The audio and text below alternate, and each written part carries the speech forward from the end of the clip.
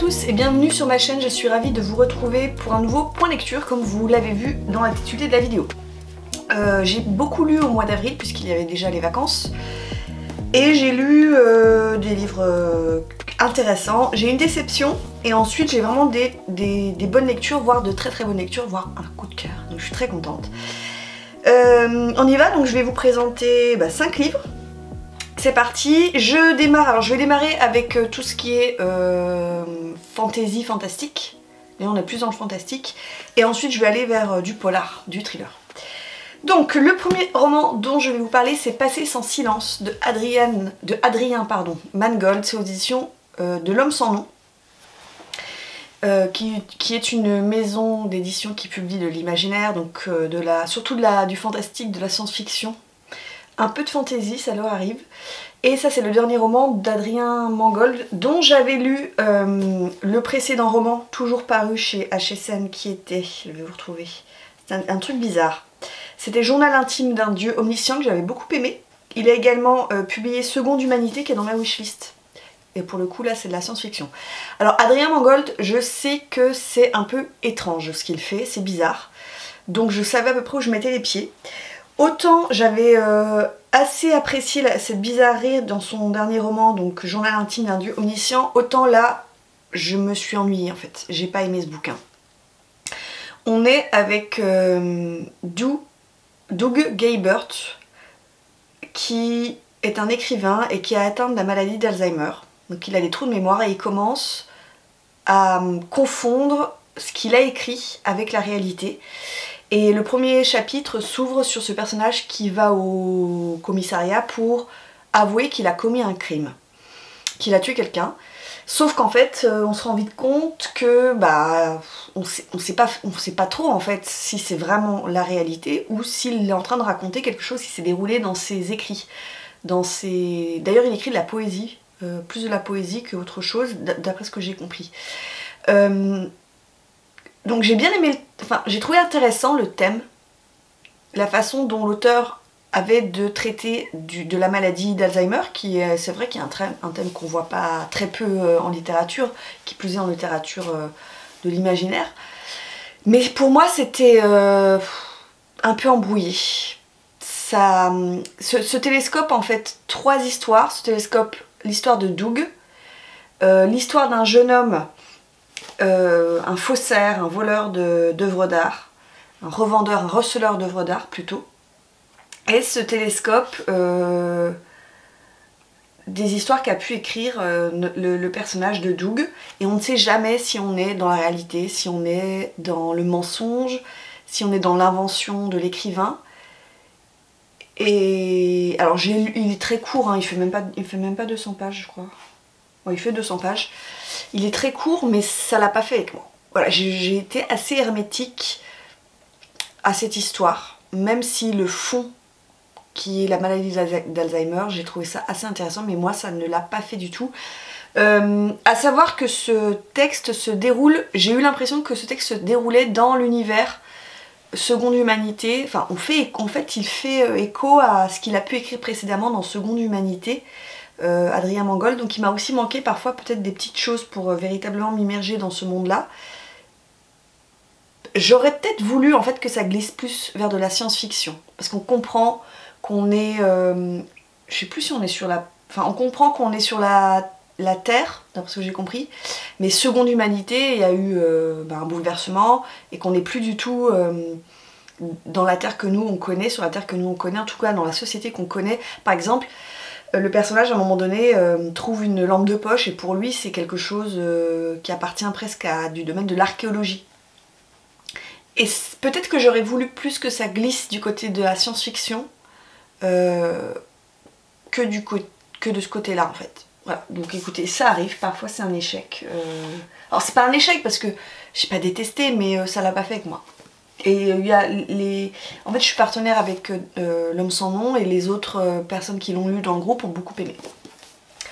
Donc ce n'est toujours que mon point de vue. Ensuite j'ai lu La mer sans étoiles de Erin Morgenstern, c'est aux éditions Pocket, c'est un livre qui faisait partie des reliques de ma palle. Et pour la petite anecdote, j'organise des lectures communes sur Instagram. il vous suffit d'aller sur mon profil Instagram.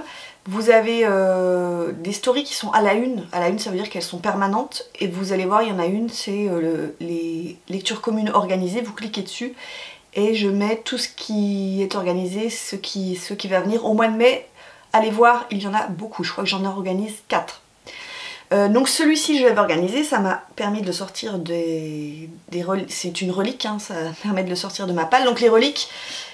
j'ai une vidéo hein, qui vous présente les reliques de ma palle. Je crois que j'avais 25 bouquins en début d'année. C'est les livres les plus vieux de ma pile à lire. Et les plus vieux datent de 2019 ou 2019 je crois. 2020-2021. Bref, je referme cette parenthèse pour vous dire que j'ai lu donc La mer sans étoiles, qui est quand même une pavasse. Je m'étais pas rendu compte, mais on est quand même sur du 750 pages. On est dans un roman plutôt fantastique où nous sommes avec Zachary Ezra Rollins qui est étudiant, il a 24 ans, il est étudiant dans une petite université, je crois qu'on est dans le Vermont, si mes souvenirs sont bons. Et lui, il étudie les jeux vidéo. Et alors vous me direz, oh là là, super études. Mais non, en fait, il étudie, alors je sais plus, il a un thème de société à travers les jeux vidéo, j'ai trouvé ça hyper intéressant. Donc il est à la fac. Et en fait c'est un très très gros lecteur. C'est un personnage qui est un peu isolé, il est un peu dans sa bulle, il a peu d'amis et il lit énormément. J'ai adoré vraiment les premières pages de ce roman parce qu'on nous raconte qu'il est dans une petite mansarde. Il s'est fait un petit coin avec un petit fauteuil et en fait tous les jours il va rendre des livres à la bibliothèque de l'université et il en emprunte. Et un jour il tombe sur un livre qu'il veut emprunter et ce livre n'est pas référencé. D'abord il est anonyme, il n'y a pas de code barre et la fille lui fait le prêt. Elle lui dit bah écoute on va créer un code barre et puis bah c'est pas grave tu l'empruntes. Et il commence à lire ce bouquin et il se rend compte, alors c'est des espèces de petites histoires un peu comme des nouvelles ce livre, et il se rend compte qu'il y a une nouvelle qui parle de lui. Et il en est persuadé, le personnage qu'il est en train, dont il lit l'histoire, c'est lui. Et en fait, bon an mal an, il va se rendre compte qu'il y a une espèce de société secrète qui lui en veut. Donc il va faire des recherches. Il y a des portes, en fait, il y a des genres de portes qui permettent d'accéder à un monde parallèle. Et donc, Zachary, qui lorsqu'il a 8 ans n'a pas osé, il a été confronté à cette porte, il n'a pas osé la pousser. Cette fois-ci, il est confronté, il va basculer dans un monde parallèle où il y a une sorte de manichéisme entre ceux qui veulent fermer ces portes justement pour qu'on ne puisse plus y accéder et bah, les gens qui vivent dans cet univers plein de livres. Alors, est-ce que j'ai aimé ce roman? En fait, je suis assez... j'arrive pas à savoir si j'ai aimé ou pas. Parce qu'il y a vraiment des choses qui sont très très intéressantes dans l'univers de l'autrice. J'ai adoré l'atmosphère, j'ai adoré l'ambiance, on est dans cette ambiance universitaire, ça fait un peu Dark Academy, pardon. On est dans l'univers des livres, le pouvoir. En fait, voilà, c'est une métaphore, ce livre est une métaphore sur le pouvoir de la littérature, le pouvoir de l'imagination. Donc ça j'ai beaucoup aimé, mais ça reste quand même très tarabiscoté, très labyrinthique. Elle a énormément d'imagination. Franchement, on se demande où est-ce qu'elle va trouver tout ça. On passe d'un tableau à un autre, avec des scènes parfois qui n'ont pas l'air cohérentes, mais qui sont cohérentes en fait dans le tout du livre. Donc c'est très bizarre, il faut vouloir se laisser porter parfois par des images très oniriques, très poétiques. Un peu comme si on vous présentait différents tableaux, on glisse d'un monde à un autre. Et il faut se laisser porter, parfois il faut pas comprendre, faut pas chercher à comprendre. C'est pas dur à lire, hein, mais parfois, il y a une histoire de maison de poupée. À un moment donné, j'ai toujours pas compris ce que ça foutait là, la maison de poupée. Ça doit représenter quelque chose, mais alors moi j'ai pas compris. Ouais, il y a des choses pour lesquelles je reste encore très dubitative parce que j'ai pas su saisir toute la portée du message peut-être. Alors peut-être que c'est fait exprès aussi de la part de l'autrice, hein, du fait qu'on ne puisse pas tout saisir. Mais c'est un roman quand même que je garde parce que j'ai beaucoup aimé. Tout cet aspect livre universitaire, j'ai beaucoup aimé le personnage de Zachary, je l'ai trouvé vraiment cool. Mais il y a plein de choses avec lesquelles je suis passée complètement à côté. Donc je peux pas vous dire waouh, j'ai adoré ce bouquin. Si vous vous lancez dedans, il faut accepter le fait de ne pas tout comprendre. Voilà, il y a des choses que vous ne comprendrez pas et vous aurez des choses, des questions auxquelles il n'y aura aucune réponse. C'est tout ce que je peux vous dire pour ce livre. Je passe cette fois-ci à la catégorie plus noire, avec thriller, etc. Je commence avec un petit cozy mystery que j'ai reçu de la part des éditions City. C'est Une mort qui tombe à pic de Béatrice Nicodème. Béatrice Nicodème, je la connais parce que c'est une autrice qui, à la base, écrit des livres pour la jeunesse plutôt, et qui écrit plutôt bien. Je sais pas si on nous dit ce qu'elle a... Je pense pas qu'on nous donne sa bibliographie ici. Et ici, elle se lance dans un premier tome d'une série donc d'une saga, pardon, de cozy mystery. C'est Les Mystères d'Alderney. Donc c'est une île anglo-normande sur laquelle va venir s'installer, comment elle s'appelle déjà, Iris Doyle, qui a 40 ans, qui vient de quitter Londres parce que elle en a ras-le-bol elle est célibataire, elle redevient célibataire, elle échappe à un type toxique.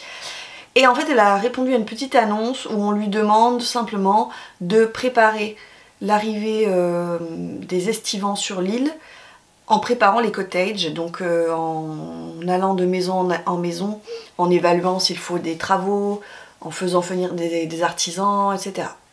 Donc on lui dit, voilà, vous allez travailler pour une agence et en échange, on vous met à disposition une maison, gratuitement, sans loyer, sauf que la maison elle est pourrie, elle arrive un soir où il fait nuit, il pleut dans la maison, il fait froid, etc.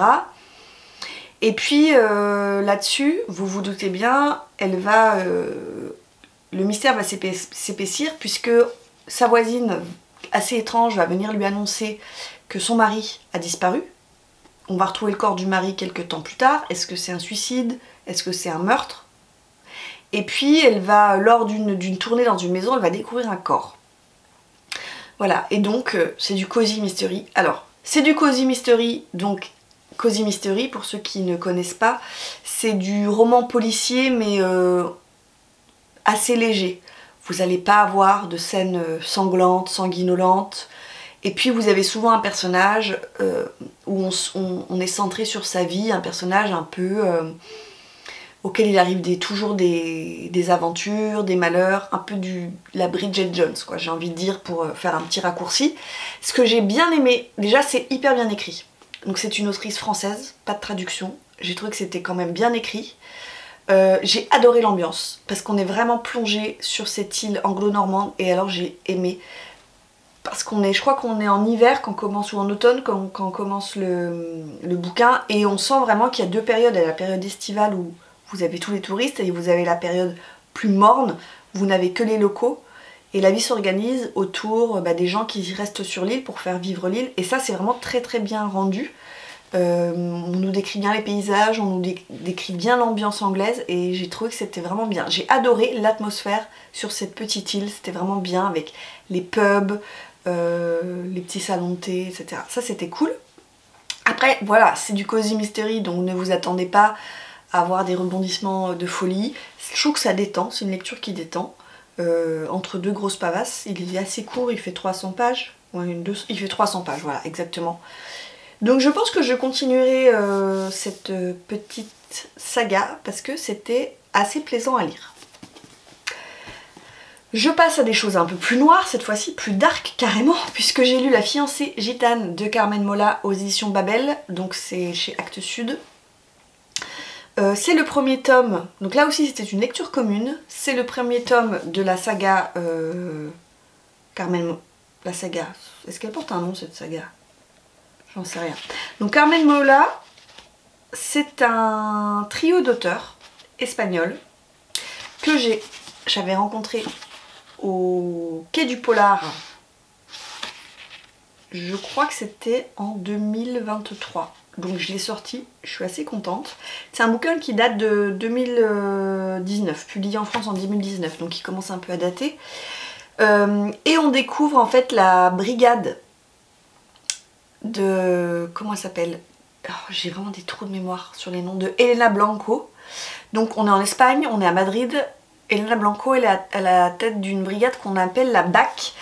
Alors c'est rien à voir avec la BAC en France. En fait c'est une brigade quand on cale sur une enquête, on fait appel à eux parce qu'ils ont des méthodes un peu plus musclées, un peu plus expéditives.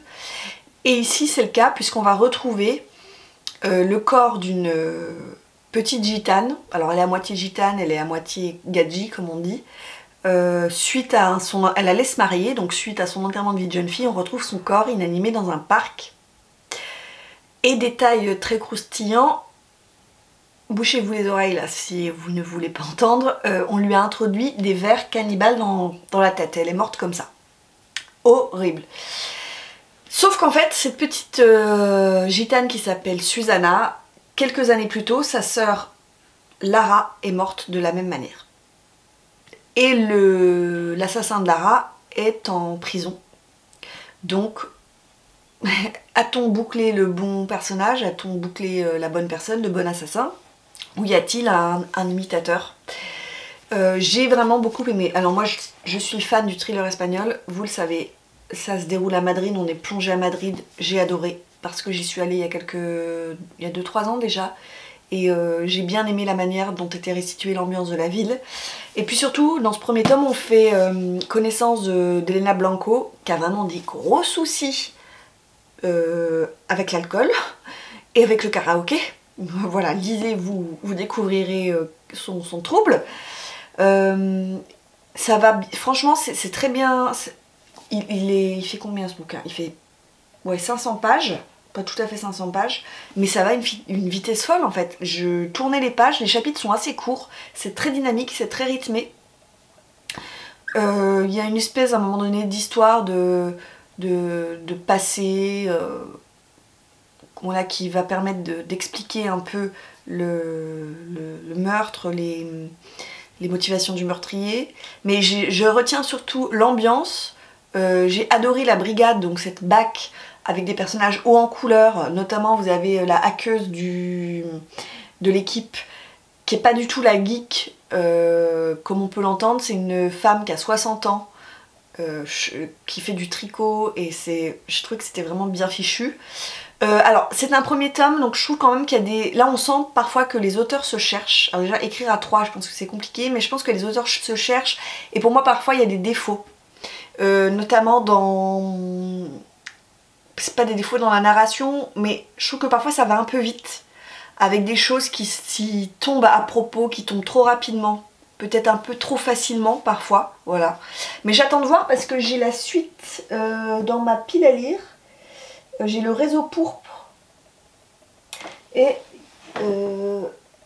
Non, ça c'est pas lui ça, c'est pas eux. J'en ai 3 je crois, 2. J'ai le réseau pourpre sur... Il me semble que j'en ai un troisième. Bref. Donc j'ai beaucoup aimé. C'était vraiment très intéressant de découvrir Carmen Mola. Et je termine avec mon coup de cœur. Avec Plus noir que noir de Stephen King aux éditions Albin Michel. C'est un recueil de nouvelles que j'ai adoré. Il faut savoir que la nouvelle c'est quand même un art que je pense être délicat pour les auteurs. Parce qu'il faut être concis et en quelques pages, il faut réussir à intéresser son lecteur et à rendre un texte cohérent. Et Stephen King, il excelle. De toute façon, il a écrit des tas de nouvelles. Si vous allez voir sur Livre Addict, vous tapez Stephen King, vous voyez sa bibliographie. Il a écrit énormément de nouvelles. Et c'est vrai qu'il est très fort là-dedans. Alors ici, vous avez des nouvelles, je crois, qui sont un peu plus anciennes, qui ont déjà été publiées. Et vous avez des nouvelles qui sont récentes, qui sont inédites. Il en a écrit 12, enfin ce recueil en contient 12. Je les ai toutes aimées, je les ai trouvées vraiment toutes très bien. Certaines sont du... Alors il y a toujours une petite touche quand même, toute petite touche de fantastique, mais vraiment très légère. Donc sachez-le, hein, parce que si vous n'aimez pas le fantastique, peut-être que ça va pas vous convenir, mais c'est vraiment... Enfin pas toutes, non elles ont pas toutes du fantastique. Mais il y en a quand même une bonne partie où il y a un peu de fantastique. J'ai adoré. Ma préférée reste Le mauvais rêve de Danny Collin, je pense que ça se prononce comme ça, qui fait presque 200 pages, donc c'est vraiment une novella, et que j'ai trouvé excellente, où on est avec un personnage qui fait un cauchemar dans lequel il voit un corps abandonné derrière une station-service. Et il ne sait pas pourquoi, il est persuadé que c'est la réalité. Il va se rendre sur place et en effet c'est la réalité. Il découvre un corps et en fait il se dit non, si je dis que j'ai rêvé d'un corps, je suis allée voir et qu'il y a vraiment un corps, on va m'accuser. Donc il passe un coup de téléphone pour prévenir la police qu'il a découvert un cadavre. Sauf qu'en fait la police va réussir à le retrouver, le pauvre, et vous avez un inspecteur qui va s'acharner sur Danny. Il est persuadé que Danny a tué cette femme. C'était vraiment trop bien.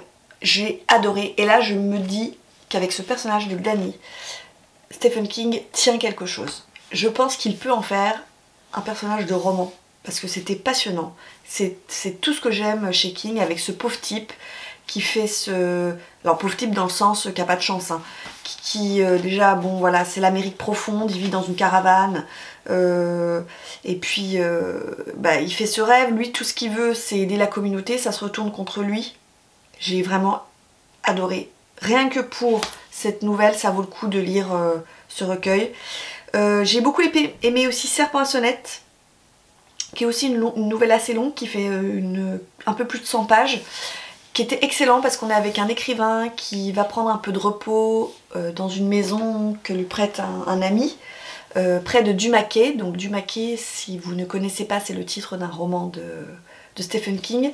Et il va rencontrer sa voisine qui pousse une poussette double vide, sur lequel il y a des t-shirts, et cette voisine en fait a perdu ses enfants. Ils se sont fait mordre par des serpents parce que c'était une île qui était bourrée de serpents venimeux, et la voisine pousse cette poussette en parlant à ses enfants décédés. Bon, il va se passer des choses.